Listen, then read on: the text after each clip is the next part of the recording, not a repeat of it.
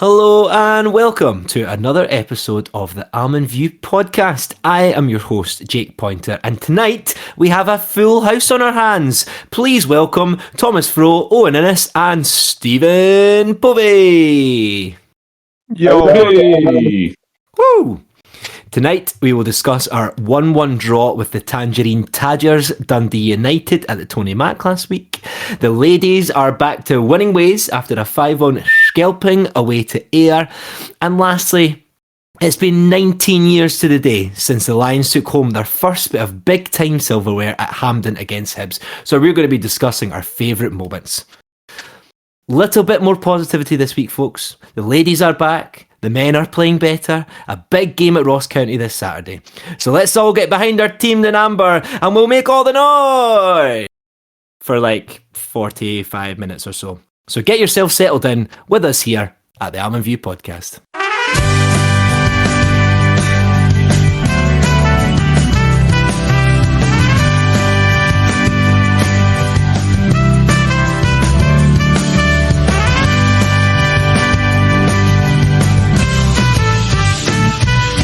So let's go back to last week against Dundee United. We looked like we started off really quite strong, Tam.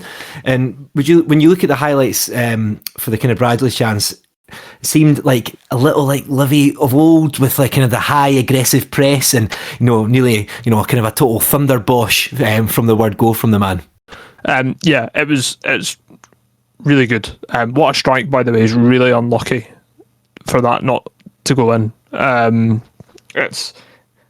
I keep saying this, we've not had a screamer in a while, like a proper absolute screamer in the league now, because I'd say probably the free kick against Steny was a bit of a screamer, but like we're been missing that. I would say we need another good thunder cunt or a thunder bastard to go in. So it's a good start. Obviously, going through the game, it changes a wee bit, I think, but. Yeah, it's good to see. It's good to see that bit more confidence in there, because I think that's probably what we've been lacking, even when we've played well at stages. But it was good to see kind of that on the front foot, pressing high, winning the ball back, and that's the way forward for us. I think certainly in games like this, it's definitely been lacking recently, and probably would have been a big difference if we had kind of been more like that. I think that is our identity, or it should be our identity, because that's what we did so well, kind of certainly earlier in the season. So, yeah, hopefully it's a sign of things to come, to be honest. Yeah. Do you think, I mean, obviously we've done that really well for quite a while. I'm just kind of edging out the question, but do you think maybe teams have worked out that's kind of finally when this is what this Livy team are good at, and it's maybe nullified it a little more, or we just maybe not been doing it, pressing as high as much in the league this year? It seems like we've not really been doing it as much. Is that fair to say? Or I think it's maybe recency bias, thinking that we've not been doing it as much. I think earlier stages in the season we did it really, really well, where we were really on the front foot against teams with, when we were playing Noobs and Bahambula out wide, it allowed us to press quite high. Montano always pressed up high on the right. Yeah. And it does seem to have dropped off a bit recently. But yeah, is there an element of teams figuring us out a little bit? Probably. It always seems to happen at some stage in the season where we kind of struggle to get a few results, doesn't it? And maybe there is an element of that, but you don't know what's going on. There's a lot of kind of seems to be a lot of background stuff now with contract extensions and all that, and you don't obviously want to think that is playing into the mentality of the players, but as you can't always get away from it if it is affecting us. So I don't know. Just hopefully that first half shows that we've picked up a fair amount, and they kind of proved to themselves that they can do it and they can go and play really good football again. Because back in January we were playing great football, or kind of around Christmas, playing great football and not getting results, and then we picked up a few results, and then it kind of went off a cliff again. So maybe we just need that bit of belief moving forward. I hope so anyway. I really hope so. Yeah, no, absolutely. Povey, I saw on Twitter Carson described like the first kind of 30 minutes of the best he's seen in Livy in quite a long time. So kind of describe what you saw, and did you kind of feel from that kind of early part of the performance that we were maybe going to go and pump them? Or... Well, yeah, the way we started, as Tam said, was amazing. I thought particularly impressive down the left. Montano going forward, Nubly so dangerous on the left there, and we really exposed United's defence. They had nothing in that first 30 odd minutes or whatever. They were just like, it barely got past our midfield, which I thought was a brilliant midfield starting. With Bradley, I was up for starting probably the game before. I know I wasn't on the episode last time, but if I had been, I was going to say I think we need Bradley for the previous game. So it was good to see him back, because as Tam sort of touched on, you were like, oh, we've not been hitting the ball enough. Well, Bradley's about the only player who has been having a go, as proven with his when he hit the bar as well. It's funny, like, passing it about when we're attacking, it actually kind of worked against Dundee United, because I thought their defence was so poor. And as I say, all they had was punting the ball right up the park, and it wasn't getting past our midfield. So much of the play must have been played in their half for that first 30 odd minutes. So it was brilliant, and it was dangerous, and everyone looked sharp. But yeah, so yes, it is the best we've seen. To maintain that for 90 minutes, it's what we kind of half expect from Livingston of this era of the last 4 or 5 years or whatever, to play for 99 minutes these days, isn't it? But at the end of the day, at half time, yeah, we went into the half and they just about had a good chance, which I'm sure you're going to touch on. But I actually thought, one isn't enough. We could, and I can't fault the players for that first half. Like, we came very close to scoring on numerous times. Montano was creating chances. Right, I mean, he was right up the park for that first half an hour, and he was like in the box having some shots. Some of them, yeah, maybe not the most lethal shots, but they were still shots nonetheless, and chances, and we were getting corners, and we actually looked relatively dangerous from the corners as well. So it was like so good. But 1-0 at half time, I was starting to, a few of us were chatting, we were like, this could easily fuck up, which obviously, as we're just about to chat about, it did. But in my opinion, we were playing against a Dundee United team, new manager. They obviously got the boot up that Arce needed, and they've got a new personnel in there. And to expect us to pump them is probably, that's pretty bad from our point of view, I would say. It's like, I suppose a lot of this is on hindsight, because I was absolutely fuming at the time. But like, how the fuck did we let them back in? But you know, at the end of the day, they're fighting for survival, and they got themselves back in the game. And I just felt Montano, particularly him not going as far forward after that first spell, that was a massive difference. I felt like that Montano going forward is so dangerous, and he started defending a wee bit more, and he was, in fact, we never saw him up in the box for the rest of the game. So that, for me, was probably what changed that. Mm-hmm. No, that's fair to say. Good points there, Povey. It's nice to have you back, my friend. Owen, I'm going to come over to you. Talk us through the Bradley goal. Great effort from Nubly, and also we've got, he's kind of signed a contract extension as well. So happy bloody days, eh? Aye, good to see. Well, I think the contract extension is to try and get a decent amount of money for him in the summer. But I mean, I would rather have him here next year. But yeah, that whole passage of play is just brilliant. Because like Nubly even tracks back like really, really well and just bullies that Freeman boy off the ball. And then it sort of comes around, and then eventually he gets it back off of what was it? It was sort of Holt and Montano, sort of playing down that left hand side, and he just bullies that Freeman boy, just absolutely bullies him. Gets to the byline, and do you know what? See, at the time, it didn't make any sense. Like, how that ball got to Bradley, it didn't make any sense to me. And when you watch the highlights back, it still doesn't make any sense. Like, it somehow, like, kind of goes between the post and the keeper's legs, and then kind of takes a nick off of someone else, and then Bradley's just there to put it in. And, I mean, Bradley is, as we've all kind of discussed, I think probably one of the kind of more recent shining lights since January. Since coming in, I think him and Stephen Kelly.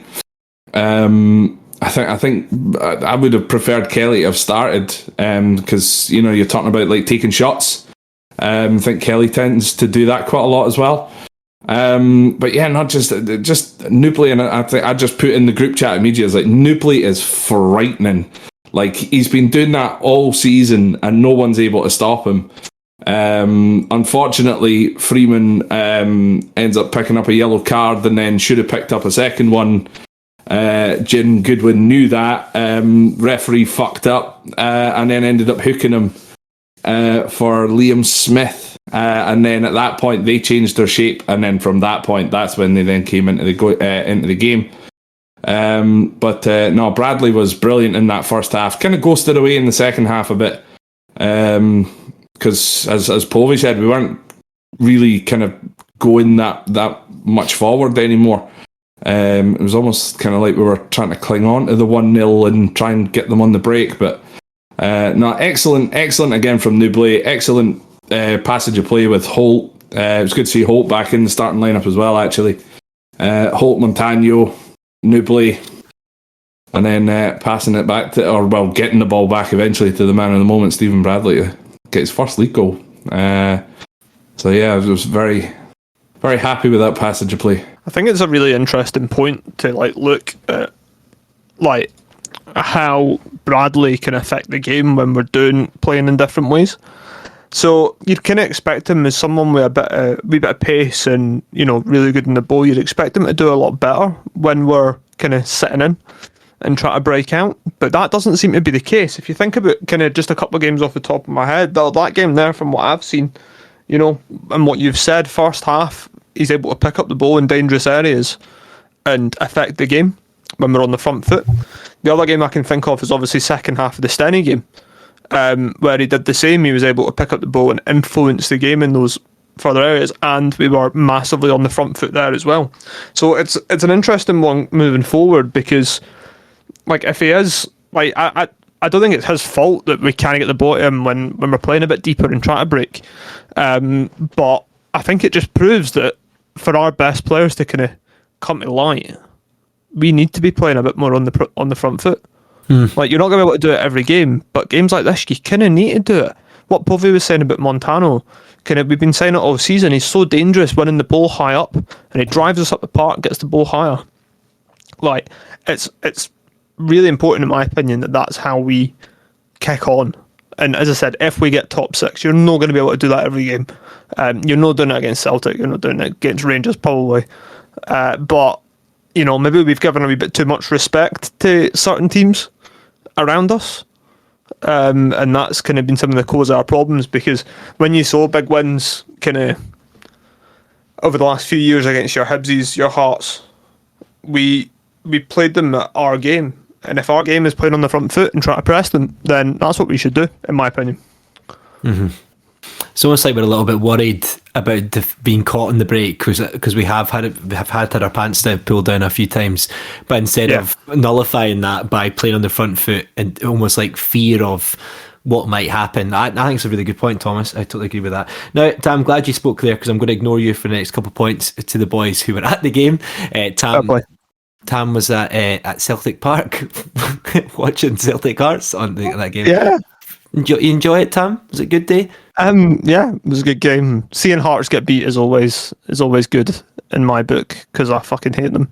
Is that your mad Tim now? Is that it? You're gonna get Larson on the back of your top of that? There's a lady in my house who's a Celtic fan. That's all I will say on the matter.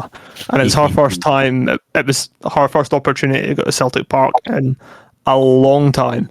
And that bloody dog, honestly. You what? That bloody dog is a Celtic fan. I can't believe it. It's shocking, isn't it? It's shocking. And it's also my first time at Celtic Park. So, you know, unlike the majority of Livy fans whose first time at Celtic Park was probably watching Livy get pumped there, mine was watching someone else get pumped there. So that was fairly enjoyable in that case. I've got the gram ticked off now. And I didn't need to see Livy get beat, so, you know, Brucey bonus around. Where did you watch that? In the toilets or something? Get it? Someone else? Nice. Okay. So, Povey, I want to come back to you. So, first start for DeLucas. We were all a little bit shaky about when he was going to start today, but how do you think he did kind of overall? Oh, he was so good, honestly. Just so composed on the ball. He's absolutely amazing on his feet. Like, it's scary. He's kind of like, he reminds me, the way he wins the ball back, he reminds me of Omiyonga in a lot of ways. Like Scrappy. almost like, how did he win that ball? Like, it doesn't even make sense.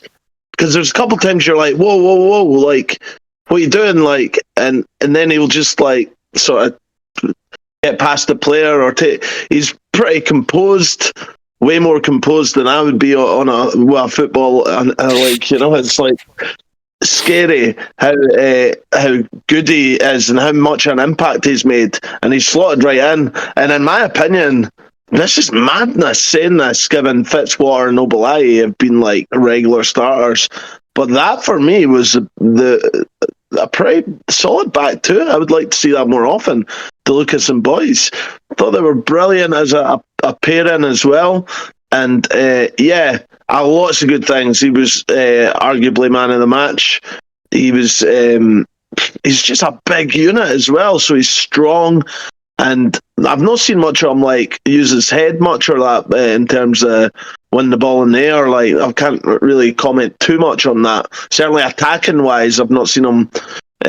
But he's a big guy, like, but brilliant on his feet. And as I say, that Omiyonga effect, which when Omiyonga's not playing, we kind of need somebody like that who can win the ball back. But that as the first half, it barely got to the defence, to be honest. And obviously he had his work cut out in the second half. But no, very, very, very impressive. Cool. No, that's good. Well, and a big shagger. A big, beautiful shagger. Right, Owen, let's go back to you. So let's talk about the Dundee United sitter. So from the highlights, it kind of looked like the ball came across and DeLucas kind of decided to almost leave it in case it was going to touch him and kind of go in. I don't know, he might look different there live, but, you know, that seemed kind of against the run of play, but obviously kind of brought Dundee United back into it. But almost a little typical of what we've been seeing from Livy at the moment, just a break and then almost lax defending and you know, that would have been 1-1 and it'd been completely changed the game. Obviously it did change later. So what was your kind of thought on that passage of play? Well, I thought it was silly losing the ball in the midfield in the first place, and especially the way in which we lost the ball. I think that the ball kind of spent quite a lot of time in the air, certainly in the kind of latter part of the first half. So I think Shinnie wins the ball, and then he's then gone in to sort of try and chop the ball away as Holt is coming in. He knocks Holt out the game as well, and then I think then it's Pittman kind of like tries to trap the ball, but then ends up losing it, goes out wide, and then the ball comes in. And then, is it an Aku? I really should have looked up his name. Anaku's just like, I think he's connected with the ball, but he's opened up his foot as opposed to just kind of just stab it in. I couldn't really comment on what DeLucas was kind of really doing at that point, because it's back post. So I would have been expecting Boys to have been covering there. because that's like his position. So I can't really comment on what DeLucas really was doing, but no, it's an absolute howler, and usually like that ends up kind of being one of those moments in a game where it's an absolute howler, and Dundee United that'll just happen to them for the rest of the game. You know, that's usually what happens, and then we would be spirited on by that. But unfortunately for us, it was like 30 seconds before the halftime whistle blew. So yeah, I'm not necessarily going to comment too much on the defending in terms of the defence defending the ball. Again, the ball shouldn't even be being crossed in. Again, I've been very critical of him of late, and I'm going to be critical of him again because he was at fault not just for that, or partly at fault for this, but as well for the actual goal. Nicky Devlin should be stopping that cross from even getting anywhere near the box. You know, he's the most experienced player in our backline and our captain, and he seems to be posted missing recently. But excellent chance for them. We got let off with it, but we didn't capitalise on it eventually, which is really annoying. But yeah, so it's more for me. It was how we lost the ball in the midfield as opposed to kind of how the ball ends up coming in. But an absolute howler of a miss. So see, just on that, I think you're bang on with this defence not being up to it recently in terms of, see, the last so many games, it's like there's something missing. Now, initially I thought, I wonder if it's like Marvin Bartley gone, because he was had pride in the defence and what he'd worked with and everything. And then I was like, you know what? A lot of it is just daft errors. Like, and I would include what happened against Dundee United in this. It's just like daft, not dealing with basic things. The goals against Hibs, for example, it's just like, that's individual errors, and it's just a shame that that's what's costing us. I don't know if there's more generally something we can do more, but it's probably just individual errors, and they're costing us, and it's frustrating. Like, yeah, no, I totally agree. We spoke a little bit about that last week as well, if that was the kind of the Bartley influence. But yeah, I think you're spot on. Tam, I'm going to come to you just regarding the Dundee United goal. All be a little bit lax from us. Would you say a little bit fluky as well, with the way Sybil's shitey cross and it kind of deflects and then hits to the man? What were your thoughts? Fucking Craig Sybil, what a prick. Let's see. Nah, we love you. It's I've watched it over and over again to see if it's a shite clearance or if their player gets a flick, either a really fluky touch or a really nice touch. Yeah. I still can't work it out, to be honest. Like it's really tough. But yeah, it's a shite, isn't it? It's just a bobble. It looks like it's just a bobble that just managed to go in. I don't think you should be having someone with that space, pardon me, at the back post. It's a bit too easy for him to get in there. For me. But it's just one of those ones, and I think I say that way too often for goals that we concede. I think I'm always saying, no, it's just one of those things that happens, but that's probably being said way too often for it not to be kind of our fault. I can't stop blaming luck, because we never seem to get those bobbles, apart from the first goal, to be fair, because that was a dodgy bob. Aye. Ignore what I said. But no, it's just, It's a painful one. I can't really point out who's at fault though, because it's that shite. Unless it's a piece of genius. It's either utterly shite or an actual piece of genius. And either one of those, you just got to put your hands up. It worries me that we let them get around those area of the box, and a player like Sybil doesn't being pressed a bit quicker. He's got so much opportunity to play a decent ball. He plays a shite ball and we fucking still can't defend it. So, I think maybe pressing Sibs a bit wider, a bit faster to stop him playing those balls, because we know what he's capable of. He could have swung in a class ball and put it onto someone's forehead in the box. then we would be going, oh, it's a good cross for Sibs. What should we went wrong? So he shouldn't have that much time out there. and I think we just need to clear our lines a bit better. That's been a story for years, hasn't it? You know, we've conceded so many goals by not clearing our lines. But aye, shite goal or piece of genius, remove based on your opinion of the goal. Yeah, you're spot on. I tried to watch it a few times as well. I just couldn't kind of put my finger on it at all. Okay, Owen, back to yourself. There were some mental refereeing decisions again. Tony Mack, I think Freeman should have been sent off. I saw that. I think everyone would agree on that. You were talking about some other kind of crazy decisions as well. Talk a little bit about them, and do you think if Dundee United are down to 10 men, we would have gone on to win the game? Well, the most obvious one of them all was Freeman. I mean, he was booked within 3 minutes of the game starting.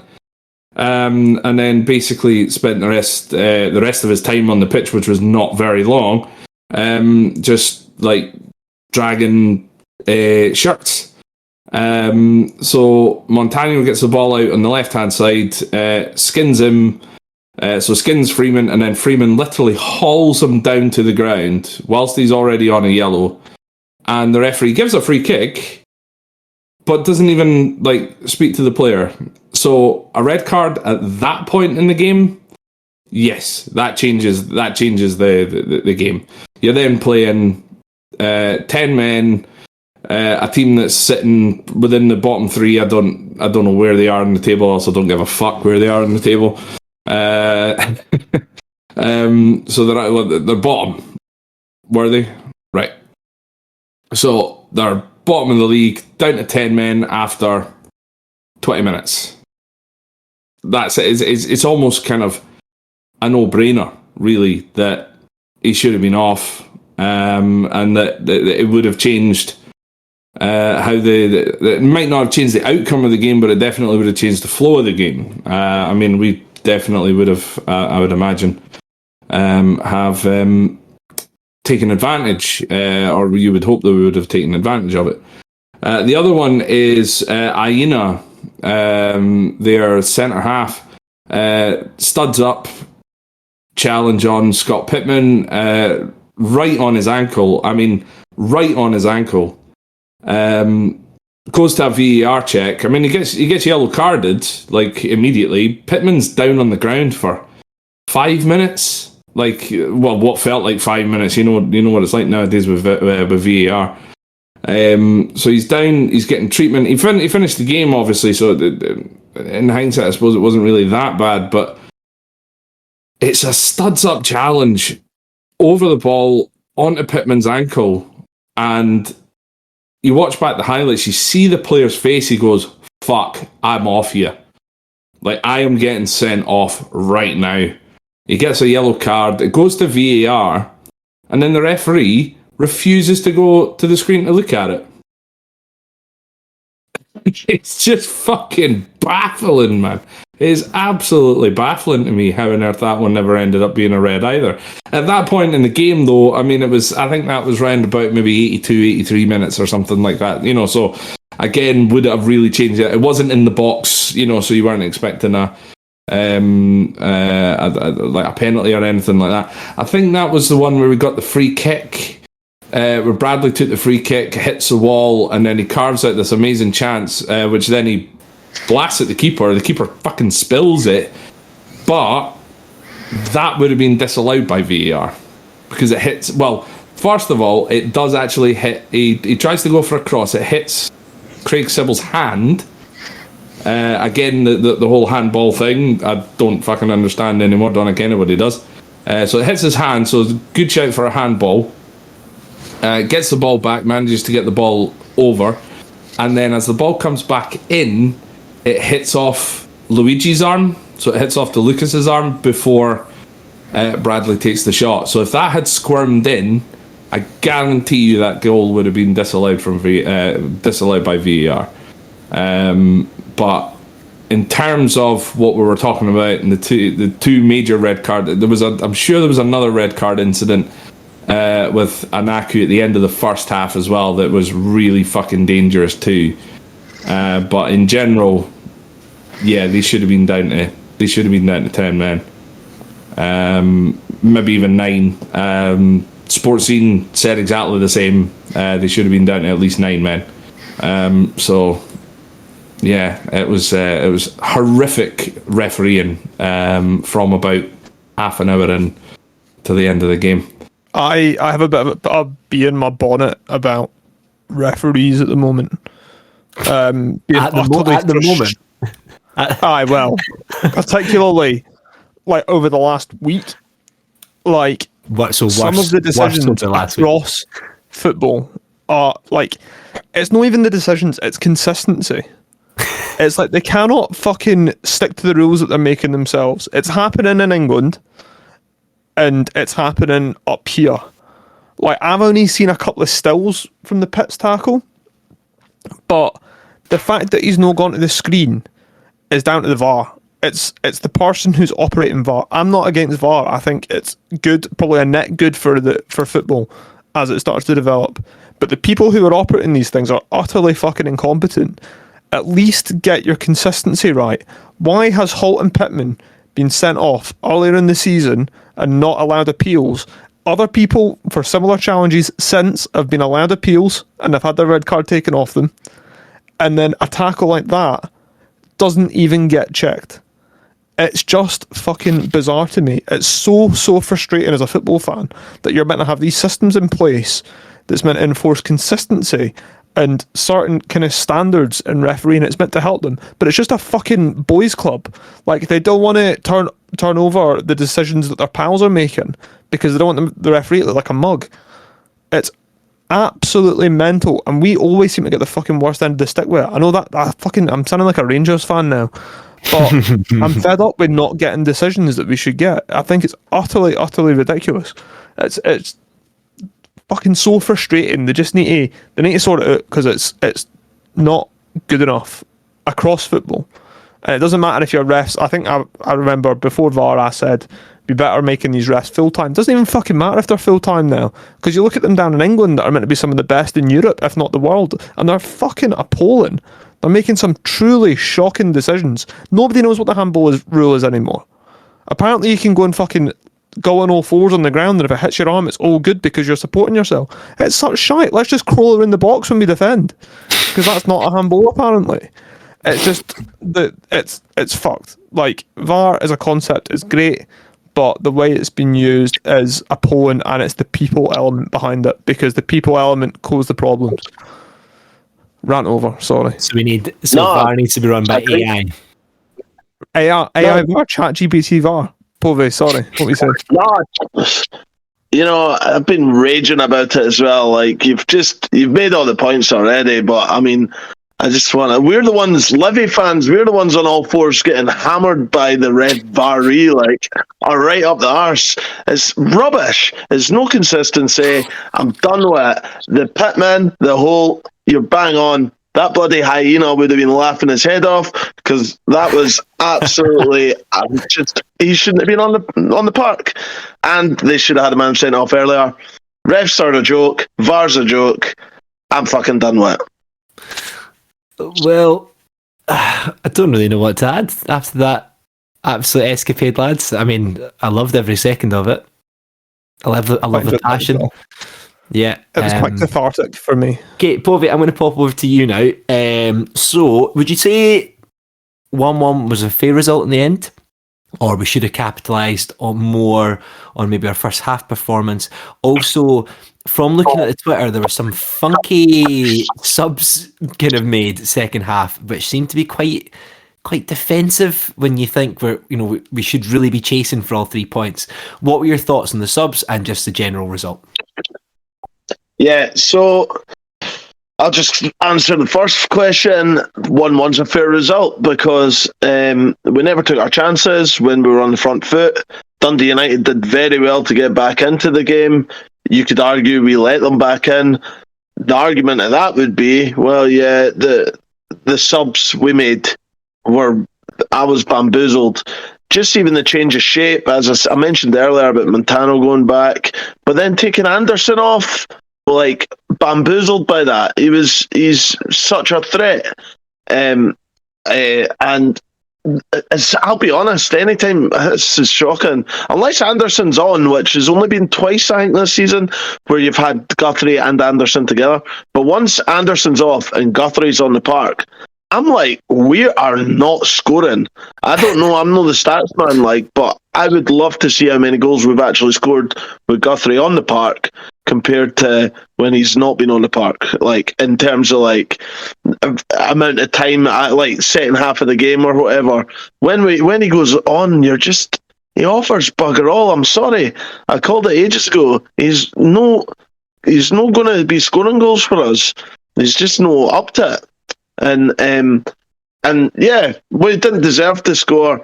You would, part of me is like on Owen's point, they should have been down to 9 men. I agree with that. And that then the result would have probably gone in our favour. And saying that, we've bloody fucked it with 10 men before. And so yeah, listen, Dundee United are they're fighting for lives. I said it earlier.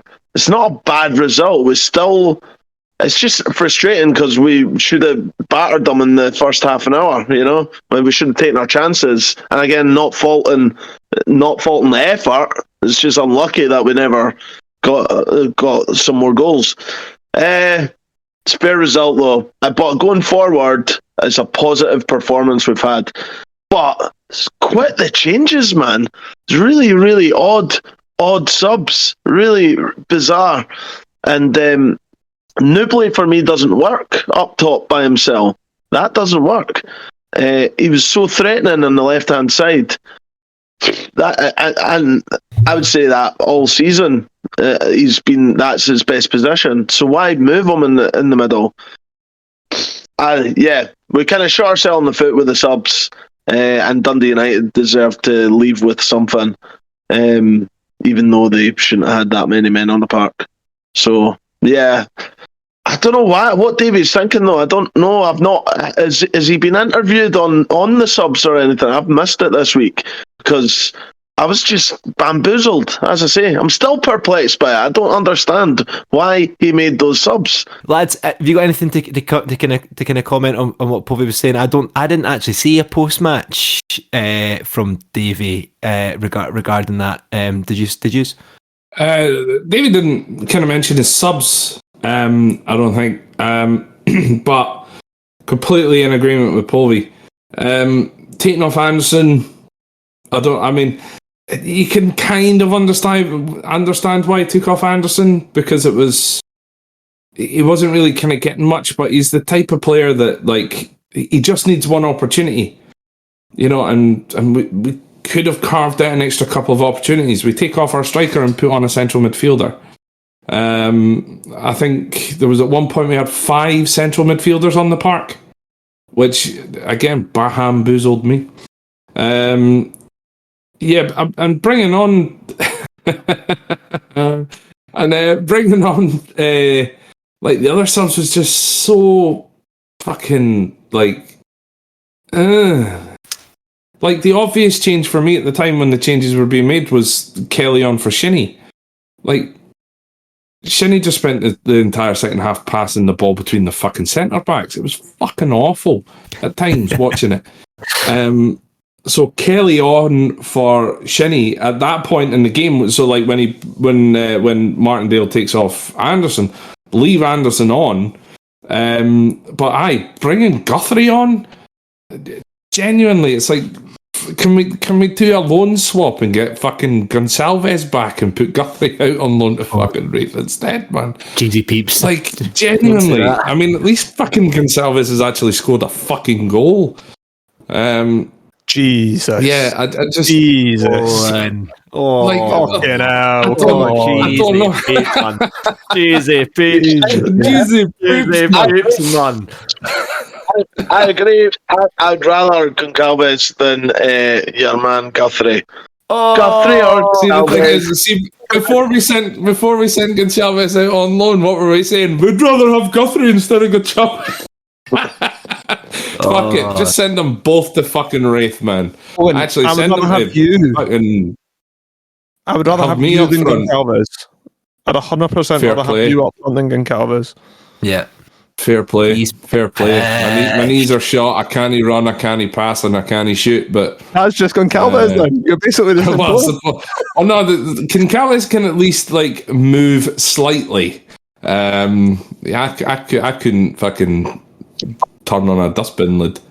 Debatable. But anyway, the point is, yes, the subs were baffling. Certainly taking Anderson off at the point in which we did. Take him off maybe after 85 when it's just like, right, okay, let's just fucking shore up. But at 1-1, you're still in the game. You know, all you need is a lucky bounce, and you need your fucking top goal scorer, you know, to be there to score.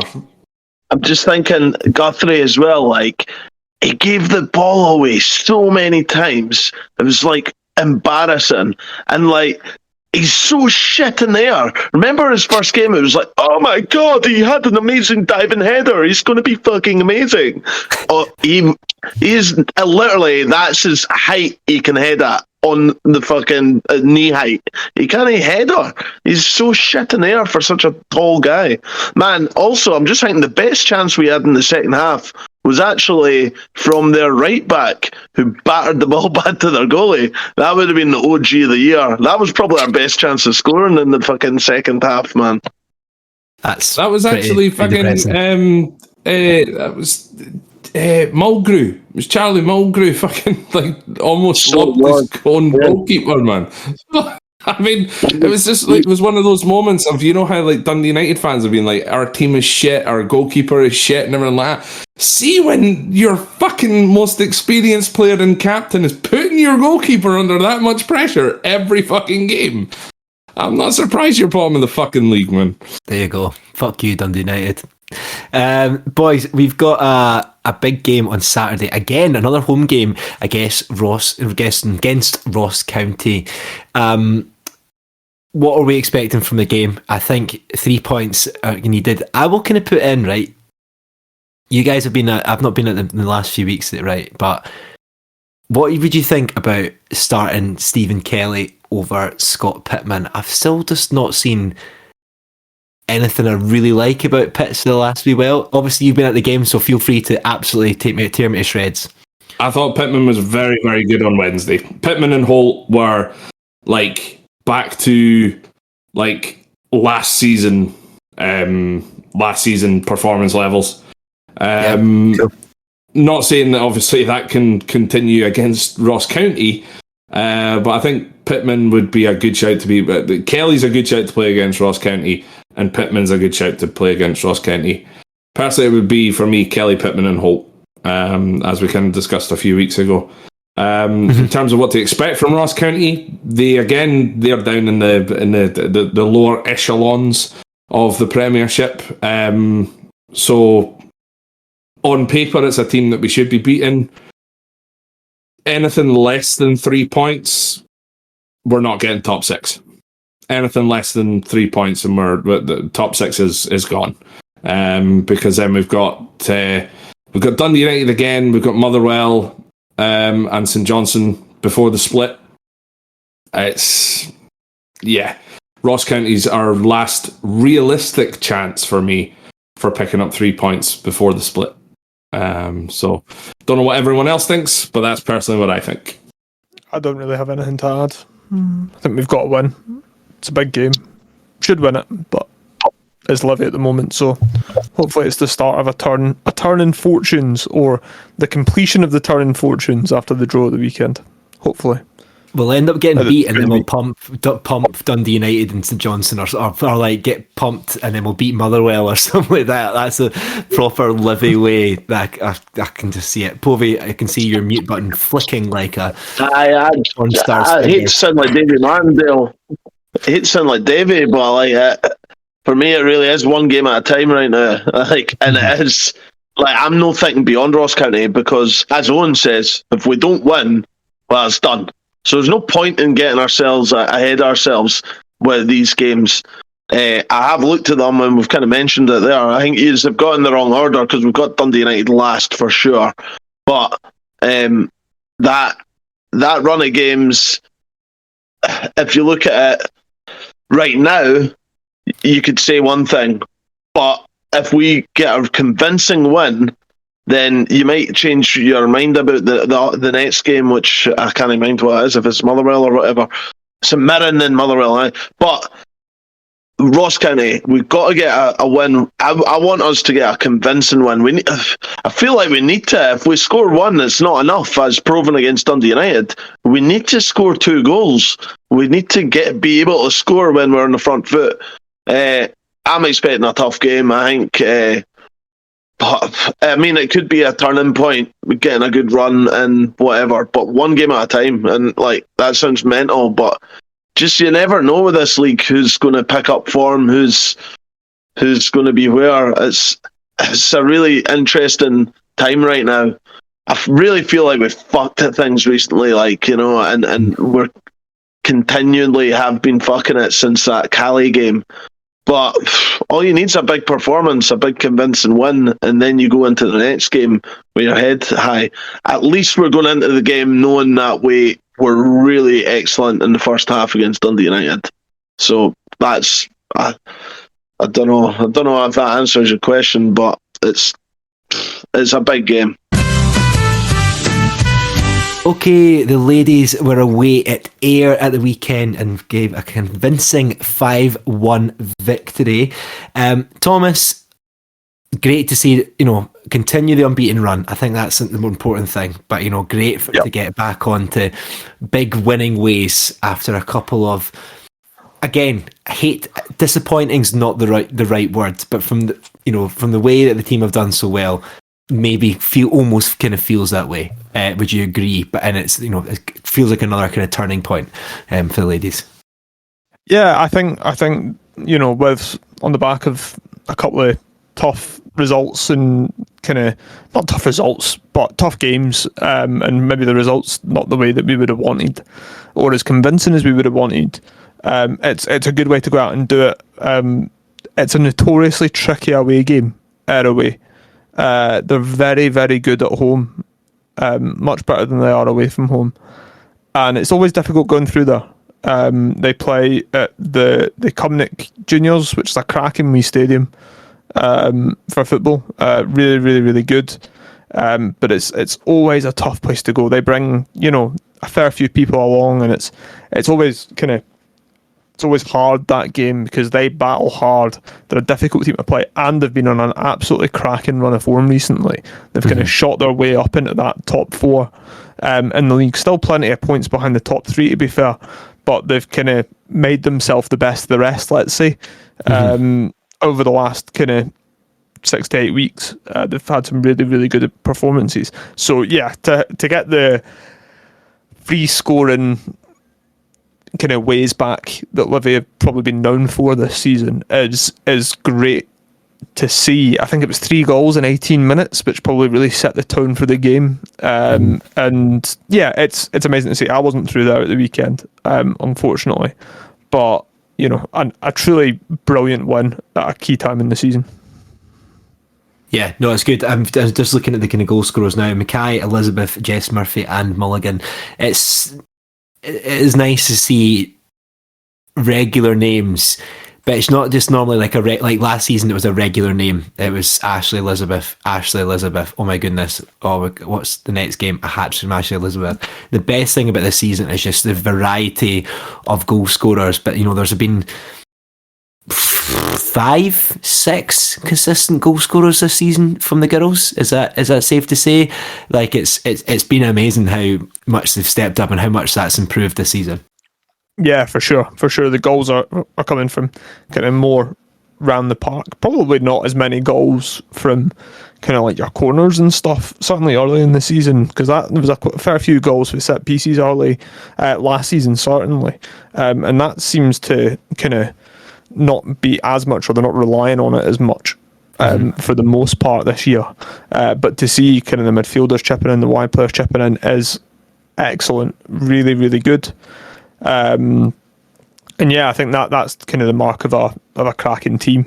That you've got goal scorers from all around. Obviously, Shannon must be up there in the scoring charts this season, because she just kind of consistently just chips away with a goal every few games, usually belters, to be fair to her. So yeah, it's amazing to see, and it's what was needed. Yeah, no, absolutely. And next up for the ladies, I'm just checking now, is Rossvale at home. Yeah, it's a really interesting couple of weeks. So it's a free week this weekend. So on the 19th there's no game, but Renfrew are playing Rossvale, so the right result there probably locks up the league, I'd say, barring anything absolutely mental happening. A draw there would probably really sway it, if it's not already in Livy's favour, really sway it in Livy's favour. Coming towards the end, and then with that home game against Rossvale next, and Renfrew playing Ayr, who, as mentioned, been in some good form, it could be a really big couple of weeks. It's just been confirmed. Like, I don't understand how this wasn't confirmed before this week, or I've had it confirmed to me anyway, that there will be a split after this round of fixtures. So I think it's 3 more fixtures after the split. But realistically, the league could be tied up by then. They could be 9 points clear, no problem, with other teams to play each other. It could easily be done by then. So that's good. Like, it's good to have it confirmed, because obviously it was all a bit of a mess as far as kind of my perspective is of it. But for them to have that confirmed, there's at least 3 more fixtures going through, I think, to the end of May. And yeah, hopefully it will be wrapped up and there'll be stress-free games. Fingers crossed. Yeah, no, that's good, and kind of rotate and try out some new things for next season. So, as Tam said, the next game for the ladies is on Sunday, the 26th of March, against Rossvale at the Tony Mac at 4 o'clock. If you're able, please get down to Tony Mac to support them. They're needing it towards the end of the season. And well done, ladies. Keep it going. 14th of March 2004. Ask any Hy-Vee what was the score. It's quite funny. We still sing that song because we've not won anything since, but whatever, it's still quite funny. Guys, it's the anniversary of Livingston's CIS Cup victory over Hibs. Still, what an incredible day for us. It's weird how I feel quite privileged that we were a part of Livingston at that point. I know a lot of, obviously a lot of new fans obviously weren't and went at the game. It was obviously just a bit of a distant memory. Guys, let's just talk about our kind of favourite points of the day. I know we have spoken about this for a bit. Owen, just thinking back to that day now, does it seem literally like forever ago now, or do you still have, flashes of your memory that you can still remember? I mean, 19 years is quite a ways away ago. I still remember various points of the match. I still remember getting on the supporters bus. We ended up in some pub in Motherwell on a lock-in. The police were called because it was a Sunday, obviously. So you're not supposed to. The pubs are not supposed to be open until midday, I think, on a Sunday. Absolutely steaming. I would have been, 15, 16, 14, 15, can't remember. Absolutely steaming, made our way to the game. And then, of course, I remember it's something that you never forget, really, being at, like a cup final like that. And the Hibs supporters, like 40 odd thousand Hibs supporters singing Sunshine on Leith before the game. I mean, I've been a Proclaimers fan my entire life, really. So, it was kind of the first time that I'd really heard it being belted out like that before, despite having seen them live, surprisingly enough, before then. And then the whole game is just a blur after that, to be honest. There was moments in the years after where I remember still having the gold paper Remember they used to throw gold paper up. It was called the Golden Shower. Yeah. This is fucking brilliant. The origins, obviously, of the Livy GS name. So I remember for years still finding bits of that gold paper in my jacket pockets. And obviously myself and Liam were at school in at Balerno, so it's technically in Edinburgh. And being like, I think one of three, we were two of three Livingston supporters that went to the school, four, including yourself, Jake, I suppose. Yep. Still me. three that I knew of at the time. Just what a day, honestly. Like, I remember getting back to Livingston. It was dark, and my dad drove us down, or we walked down to the stadium. Or maybe we got dropped off by the supporters bus at the stadium, but the place was just absolutely hoaching. My dad was like, "Fuck this, let's go home." So we went home. We didn't really kind of get too much in on the celebrations that night. Added to the fact that I was steaming and I had school the next day. So it's just. It's still a day, and just every so often, including of course this morning, as is my usual tradition, to watch the goals and post it up on Facebook, and then get attacked by all my Hibs supporting pals because, obviously we've not won anything of note since, really. Who could forget the Petrofac Cup Final? But yeah, no, it's one of those things as a Livingston supporter that I think, regardless of whether you were there, whether you weren't, it's still something. It's an achievement that the club managed to achieve during one of the toughest times in the club's history. The semi-final, the day that we went into administration, the release, having to release the players as. Even as David Fernandez on this very podcast even told us that he ended up paying the wages of one of our players out of his own pocket so that we could have a decent enough squad to actually play and compete for the rest of the season, and then obviously going on to win the cup was just it's something that again, whether or not you were there, is something that Livingston supporters will hold in the highest regard for the rest of our life. So just hoping to one day get to see it again. Hopefully one day in the flesh. Obviously, that obviously let's not talk about St Johnstone. But yeah, I think it was just a brilliant day, and it's something that's, as a Livingston fan, you don't get to rub it in very much. So it was 19 years ago, but fuck it. Fuck the Hibs. 14th of March 2004 was one of the greatest days of my life. Well, lovely rendition, Owen. Thank you for that. Tam, what the fuck were you doing on CIS Cup Day again? Were you, even in the country? No, I was at home. We didn't go. I think I begged to get tickets. I don't know why we didn't end up going. I didn't go to that many games back then, but I was supporting all the same. I remember it being kind of different because it was a game on the telly. Didn't often get to watch Livy on the telly. Certainly I never had Sky or anything, or Setanta it would have been back then to watch the SPL. Channel 5, babe. It was on Channel 5. Is that what it was? Was it? It was on Channel 5. John Barnes. John Barnes with what's his name? Jonathan fucking Robot Wars commentator. Can't remember his name. It was on Channel 5. I think it was the first and only cup final that got shown on Channel 5. That's how much the BBC gave a fuck about Livy and Hibs at that point. I think most of the games were Setanta or Premier League at that era. You're totally right, but that was totally unusual. Channel 5, Aye, we only had the console telly. Probably why we didn't get tickets to the game, to be honest. But it was class to watch it. because obviously going to kind of games was a bit few and far between.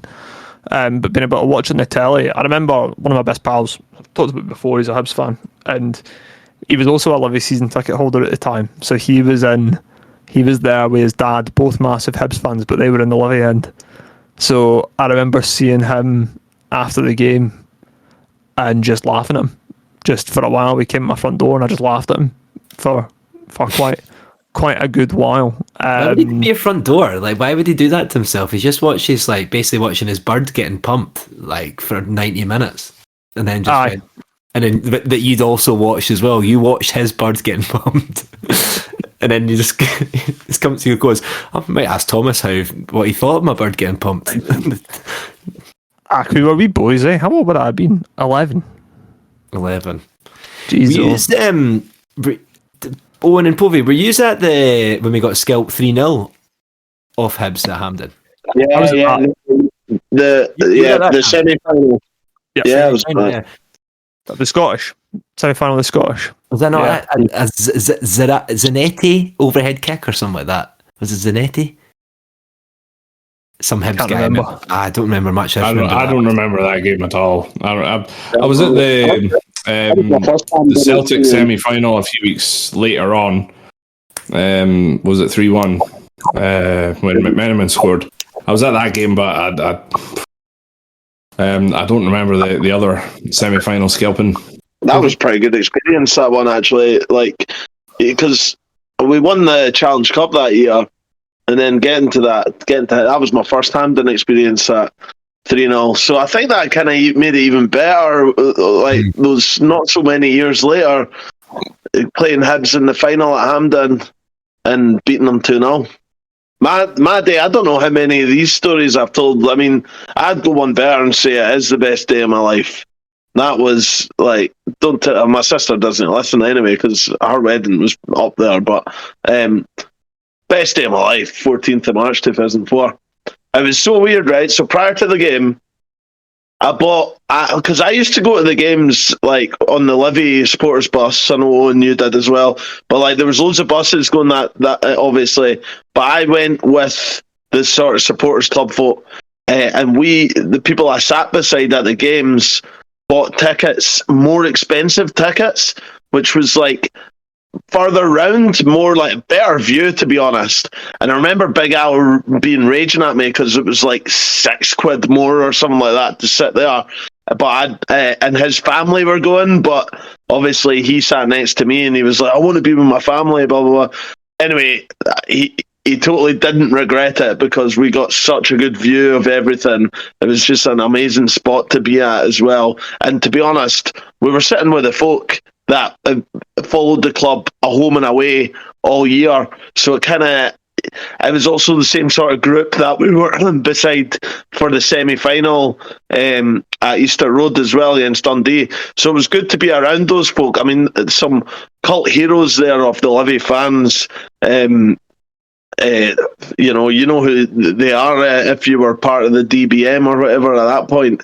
But that's sort of who I sat beside. But on my way, I remember I met Big Al at Hampden, which is a story in itself. So like I got the bus by myself essentially, but with the DBM folk, and I remember halfway through the journey and I was so nervous and everything, and then I fucking realised I'd sat on a Mars bar. I'm like, fuck, or half a Mars bar, so my ass was, you know when you get chocolate melted on your my jeans were fucked. I'm like, this is a bad sign. This is not going to go well. And then I met Big Al. We got off the bus. Now, I used to take this wee flag to the games, this wee flag that said Marv on it. It got made when he was going to go to Dundee United, but then he ended up staying. And I used to hold this Marv flag all the time.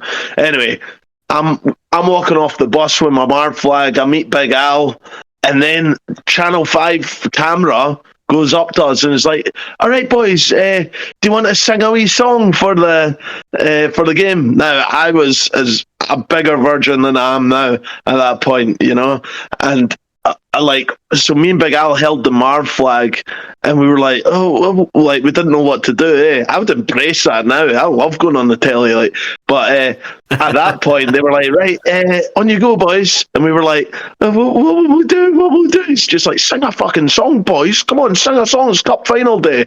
And we were like, literally a couple of you virgins going, Marv, Marv, Super Marv, Marv, Marv, Super Marv. And like, literally, all these fucking lassies who were probably fucking a couple of years older than us walked past and just burst out laughing at us. And my wee Willie was like so sad. I was just could not believe how embarrassing this was. So then we're like, for fuck's sake, we fucking made a cunt ourselves already. So it wasn't a great sort of start to going into the ground. I was just nervous. We sounded nervous singing our wee Marv song with a flag on the TV. Obviously, never made it on the TV. They would never have shown that.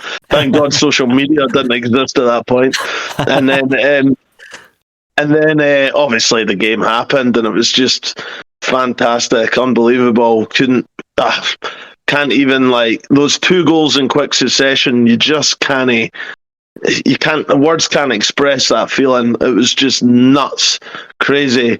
And then the whole feeling of after just what we'd achieved. And as Owen's kind of said it all, really, I mean, there's still massive pictures and around the stadium of those guys, and that's who the players should be looking up to. And it is unfortunate we never quite managed over that COVID to emulate it, but you never know. Never say never. It might happen again, but my God, it was special. Yeah, I think to this day the only game that I've cried when we've scored. Like, I remember actually, like, generally physically crying with my dad and his pal. And I don't think I've done that since. Yeah, what a day. It was amazing. Were you at the playoff final? I was at the playoff final. I didn't. Oh, yeah, of course you were. Yeah, you came through with us. I was our friendship was ignited. It was so much that I can't remember it. I blame Yeah, we were very steaming. That was the first time me and Povey had been reunited since we played in a jazz band together. Yeah, back in the day, exactly. It'd been a long time. A long time. What a reintroduction that was, like, unbelievable scenes. I know, what a day out. Did you not cry after that? No, I did not cry after that. I was emotional, but I wasn't like 10 and crying at goals then, but or as steaming as you. Just before we finish up, just while we've been sitting here, I've actually written as a little CIS Cup Final quiz. I've got 3 questions and then 1 bonus question if points. If you're into it, do you fancy running through it quickly? Go for it. Yeah, let's do it. Yeah. Right, so I'm going to do, because I've got 3 questions and then a bonus question.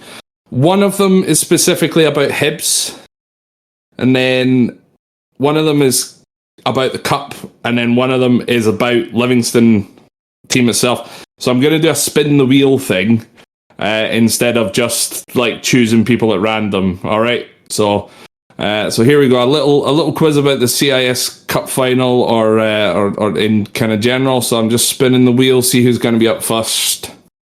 We have. Oh, looks like Povey.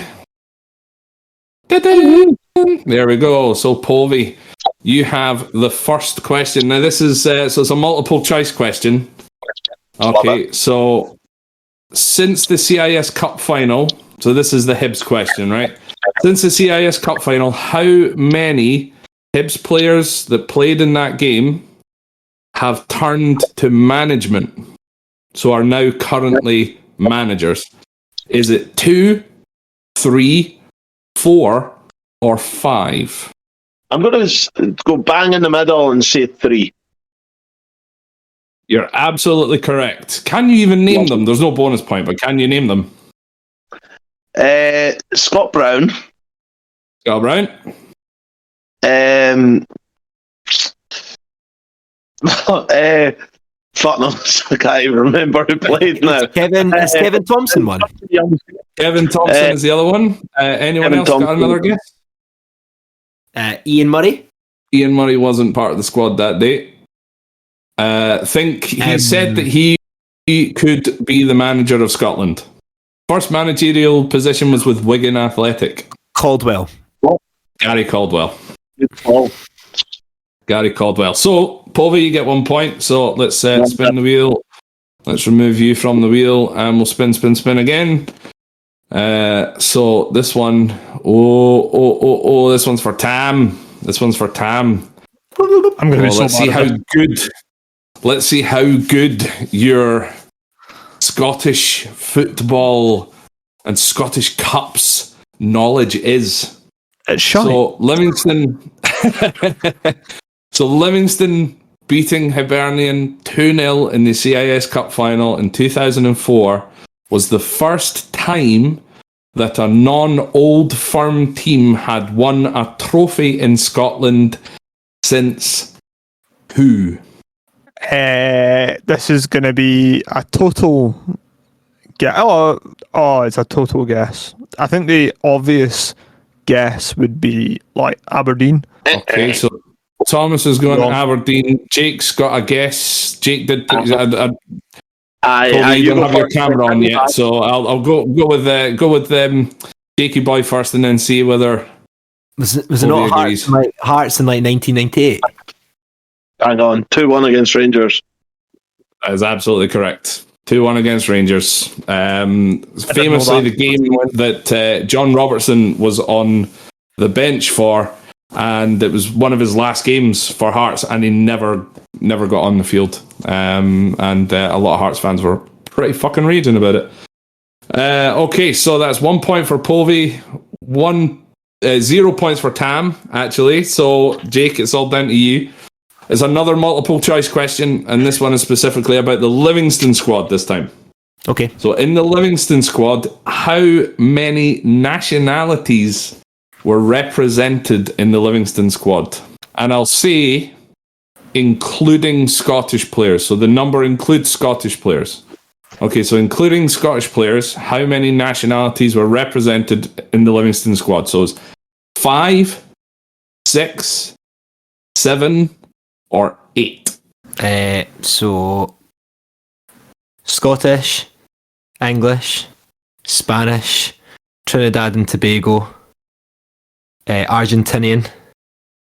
There's that fucking random other guy who was on the bench. I think he's from another country. Maybe. I'm going to say 6.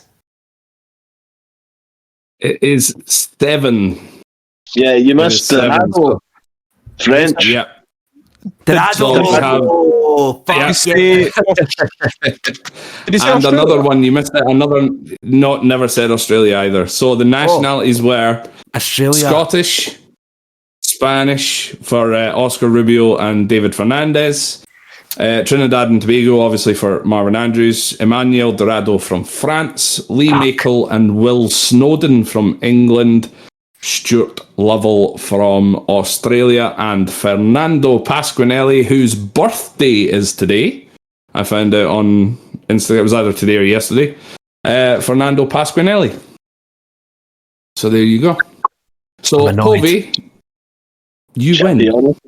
Yeah, what was the bonus question? You want to hit me with it? Just in case. So the tiebreaker question was the referee of the CIS Cup Final 2004 was the same referee that refereed the 1998 Cup Final between Hearts and Rangers. Who was the referee? Jesus Christ. It was... what's his plus? Willie... someone. Willie, not Willie Dunn. He was the councillor for Mid Calder. You're so close. I know, and I can picture him. Obviously, you're so close. Willie. Willie Wonka. Fuck knows. I can't remember. To be honest, I think if no one else had managed to get Willie, I probably would have given the win to you anyway. So Willie Young. Willie Young. Willie Fuck's Young. sake. Willie How Young, many times the did we most say Willie in the last experienced minute? Or won't he? Who knows? I'm gonna leave that in the episode time after my fucking bacon. That will never be beaten. I'm sorry. I don't know. I'm waiting. To be honest, I've secretly added in all your fucking mistakes at the end of episodes and stuff, and you've never fucking heard them. So, thanks very much for listening. If you enjoyed this episode, please check out our previous episodes that include interviews with Livingston legends such as David Fernandez, Barry Wilson, John Guthrie, Sean Byrne, and many more. Check out our social media. Twitter and Instagram is @AlmanViewPod. Facebook and YouTube, just search for AlmanView Podcast. And make sure to subscribe to wherever you stream your podcasts to be notified about when we drop new content. Forza Livy, hope to see you all next week.